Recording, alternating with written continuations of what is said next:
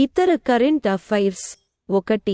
బంగాళాఖాతంలో ఏర్పడిన లోతైన అల్పపీడనం వేగంగా తీవ్రరూపం దాల్చింది. భారత వాతావరణ శాఖ ఐఎండీ తాజా నవీకరణ ప్రకారం మిచాంగ్ అనే పేరుగల తీవ్ర తుఫానుగా పరిణామం చెందింది. ఈ రోజు ఉదయం 8:30 గంటలకు పరివర్తన సంభవించింది. ఇది భారతదేశ తూర్పు తీరానికి ముప్పు పెరుగుతోందని సూచిస్తుంది. 2. ఆక్స్ఫర్డ్ యూనివర్సిటీ ప్రెస్ రెజ్ ని దాని సంవత్సరపు పదంగా ఆవిష్కరించింది. ఇది జనరేషన్ జెడ్ యొక్క భాషాపరమైన ఎంపికలను ప్రతిబింబిస్తుంది. ఆక్స్ఫర్డ్ ఇంగ్లీష్ డిక్షనరీ యొక్క ప్రఖ్యాత ప్రచురణకర్త వద్ద భాషా నిపుణులు చేసిన వార్షిక నిర్ణయంలో స్విఫ్టీ, సిట్యుయేషన్షిప్ మరియు ప్రాంప్ట్ వంటి ఫైనలిస్టులపై విజయం సాధించి మరొక వ్యక్తిని ఆకర్షించడానికి లేదా రప్పించడానికి ఒకరి సామర్థ్యాన్ని వివరించడానికి ఉపయోగించే పదం. 3. ఒక ముఖ్యమైన ప్రకటనలో గుజరాత్ ముఖ్యమంత్రి భూపేంద్ర పటేల్ శక్తివంతమైన మరియు సాంస్కృతిక ప్రాముఖ్యత కలిగిన గార్బా నృత్యాన్ని యునెస్కో అధికారికంగా గుర్తించిందని, మానవత్వం యొక్క అసంగతమైన సాంస్కృతిక వారసత్వం యొక్క ప్రతినిధి జాబితా లో గౌరవనీయమైన స్థానాన్ని సంపాదించిందని ప్రకటించారు. ఈ సంప్రదాయ భారతీయ నృత్య రూపానికి ప్రపంచవ్యాప్త గుర్తింపును ప్రశంసించిన ప్రధానమంత్రి నరేంద్ర మోడీ నుండి ఈ ప్రకటన ఉత్సాహంతో వచ్చింది. 4. భారతదేశానికి ఒక ముఖ్యమైన సందర్భంలో పూణే సహకారంతో అతిపెద్ద పఠన కార్యకలాపాలను నిర్వహించడం ద్వారా చైనా యొక్క మునుపటి రికార్డును అధిగమించడం ద్వారా ప్రతిష్టాత్మకమైన గిన్నిస్ వరల్డ్ రికార్డ్ పుస్తకాలలో తన పేరును పొందుపరిచింది. డిసెంబర్ 14, 2023న ఎస్పీ కళాశాలలో ఉదయం 8 నుండి 10 గంటల వరకు 3066 మంది తల్లిదండ్రులు తమ పిల్లలను బిగ్గరగా చదివేందుకు ఒక మాయా వాతావరణాన్ని సృష్టించి చరిత్రలో చెరగని ముద్ర వేసేందుకు సమావేశమయ్యారు. 5. Directorate general of civil aviation DGCA Ayodhya విమానాశ్రయానికి ఏరోడ్రోమ్ లైసెన్స్ని మంజూరు చేసింది. డిసెంబర్ 30న దాని ప్రారంభ విమానానికి మార్గం సుగమం చేసింది. 350 కోట్ల రూపాయలు వ్యయంతో ఎయిర్పోర్ట్స్ అథారిటీ ఆఫ్ ఇండియా అభివృద్ధి చేసిన ఈ విమానాశ్రయం అయోధ్యలో జరగనున్న రామమందిర ప్రారంభోత్సవానికి ముందు ప్రారంభోత్సవానికి వ్యూహాత్మకంగా సమయం కేటాయించబడింది. 6. జమ్మూ మరియు కాశ్మీర్ పరిపాలన ఆనంద్ వివాహ చట్టం కింద వివాహాల నమోదు కోసం వివరణాత్మక నియమాలను రూపొందించింది. Jammu and Kashmir Anand marriage registration rules 2023 పేరుతో ఉన్న నిబంధనల సమితి ఆనంద్ వివాహాలను నమోదు చేసే విధానాలను వివరిస్తుంది. నవంబర్ 30న విడుదల చేసిన ప్రభుత్వ నోటిఫికేషన్ ప్రకారం వారి సంబంధిత ప్రాదేశిక పరిధిలోని తహసీల్దార్లు అలాంటి వివాహాలకు రిజిస్ట్రార్లుగా వ్యవహరిస్తారు. 7. సుస్థిర సముద్ర సాంకేతిక పరిజ్ఞానం వైపు గణనీయమైన పురోగతిలో భారతదేశం అలప్పుజలోని పనవల్లిలోని నవగతి యార్డ్లో దేశంలోనే అత్యంత వేగవంతమైన సోలార్ ఎలక్ట్రిక్ బోట్ అయిన బర్రాకుడా ను ఆవిష్కరించింది. ఈ అత్యాధునిక నౌక సౌర్ శక్తి అని పేరు పెట్టారు.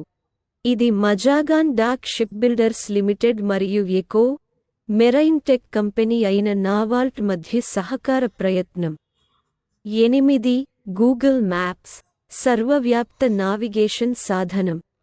కృత్రిమ మేధస్సు AI ని ప్రభావితం చేసే అనేక కొత్త ఫీచర్లతో భారతదేశంలో పరివర్తన అప్గ్రేడ్ చేయడానికి సిద్ధంగా ఉంది.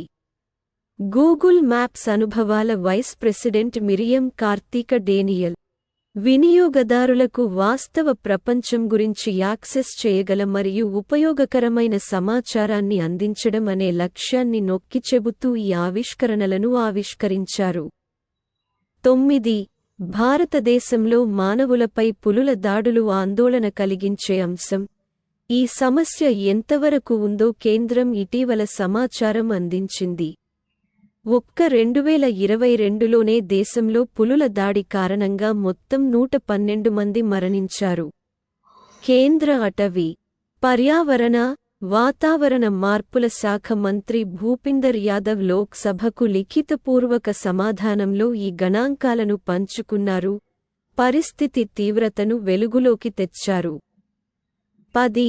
భారత ప్రభుత్వం స్మిషింగ్ అని పిలిచే ఒక కొత్త మరియు అధునాతన స్కామ్ గురించి హెచ్చరిక జారీ చేసింది.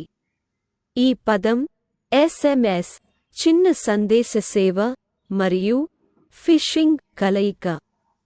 ఇది రహస్య సమాచారాన్ని బహిర్గతం చేయడానికి, వ్యక్తులను మోసగించడానికి వచన సందేశాలను ఉపయోగించుకునే హానికరమైన అభ్యాసాన్ని సూచిస్తుంది.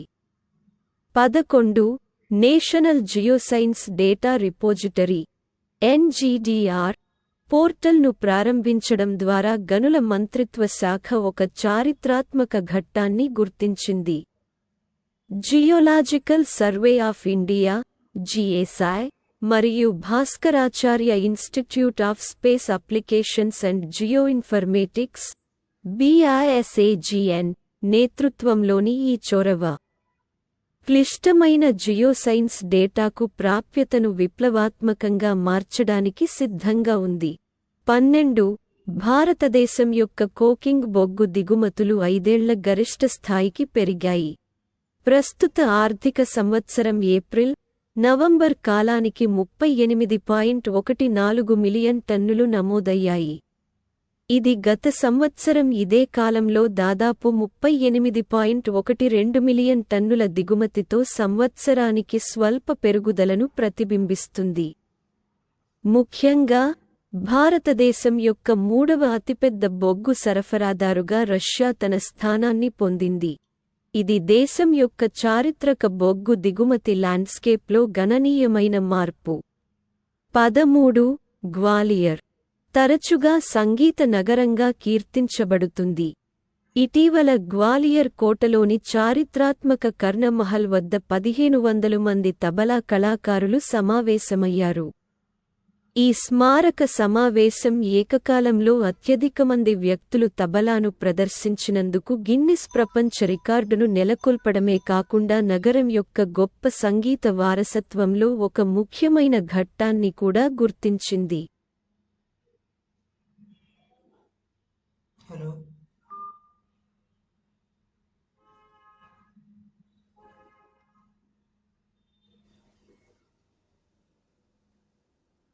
14. ప్రపంచవ్యాప్తంగా ప్రజల జీవితాలలో ఒంటెల యొక్క కీలక పాత్రను హైలైట్ చేస్తూ ఐక్యరాజ్యసమితి 2024ని అంతర్జాతీయ ఒంటెల సంవత్సరంగా ప్రకటించింది. అల్పాకాస్, బాక్ట్రియన్ ఒంటెలు, డ్రోమెడరీలు, గ్వానాకోస్, లామాస్ మరియు వికునాస్తో సహా ఒంటెల యొక్క విభిన్న సహకారాన్ని గుర్తించడం ఈ నిర్ణయం లక్ష్యం ఆహార భద్రత, పోషకాహారం మరియు ఆర్థిక వృద్ధిని ప్రోత్సహించడంలో. ముఖ్యంగా స్థానిక ప్రజలు మరియు స్థానిక కమ్యూనిటీలకు. 15. విశ్వభారతి విశ్వవిద్యాలయం యొక్క వృక్షశాస్త్ర విభాగానికి చెందిన పరిశోధకుల బృందం వ్యవసాయ పద్ధతులను విప్లవాత్మకంగా మార్చగల సామర్థ్యాన్ని కలిగి ఉన్న ఒక సంచలనాత్మక ఆవిష్కరణను చేసింది. వారు మొక్కల పెరుగుదలను పెంచే కొత్త బ్యాక్టీరియా జాతిని గుర్తించారు మరియు నోబెల్ గ్రహీత రవీంద్రనాథ్ ఠాగూర్ గౌరవార్థం దానికి పాంటోయా టాగోరీ అని పేరు పెట్టారు. 16. లెఫ్టినెంట్ గవర్నర్ మనోజ్ సిన్హా అధ్యక్షతన జరిగిన అడ్మినిస్ట్రేటివ్ కౌన్సిల్ AC జమ్మూ మరియు కాశ్మీర్ పంచాయతీ రాజ్ చట్టం 1989కి కీలకమైన మార్పులను ఇటీవల ఆమోదించింది. అట్టడుగు ప్రజాస్వామిక సంస్థల్లో వారి రిజర్వేషన్ను సులభతరం చేయడానికి చట్టంలో ఇతర వెనుకబడిన తరగతుల OBCలు నిర్వచనాన్ని చేర్చడంపై సవరణలు దృష్టి సారిస్తున్నాయి. 17. ఒక చారిత్రాత్మక కార్యక్రమంలో జే మరియు K union territory lieutenant governor Shri Manoj Sinha Samba, జమ్మూలో వికలాంగుల నైపుణ్యాభివృద్ధి, పునరావాసం మరియు సాధికారత కోసం కాంపోజిట్ రీజనల్ సెంటర్ (CRC) ని అధికారికంగా ప్రారంభిస్తూ స్మారక ఫలకాన్ని ఆవిష్కరించారు. ఈ ముఖ్యమైన సందర్భం ఈ ప్రాంతంలోని వైకల్యాలున్న వ్యక్తులను కలుపుకొని పోవడం మరియు సాధికారత దిశగా గణనీయమైన పురోగతిని సూచిస్తుంది. 18 లడఖ్లో మౌలిక సదుపాయాలను పెంపొందించడానికి ఒక ముఖ్యమైన చర్యగా ఈ ప్రాంతంలోని 29 రోడ్డు ప్రాజెక్టుల కోసం ప్రభుత్వం 1170.16 కోట్ల రూపాయలు భారీ నిధులను మంజూరు చేసిందని కేంద్ర మంత్రి నితిన్ గడ్కరీ ప్రకటించారు. విస్తీర్ణం పరంగా అతిపెద్ద కేంద్ర పాలిత ప్రాంతం మరియు దేశంలో రెండవ అతి తక్కువ జనాభా కలిగిన లడఖ్ ఎదుర్కొంటున్న కనెక్టివిటీ సవాళ్లను పరిష్కరించడం ఈ అభివృద్ధి లక్ష్యం.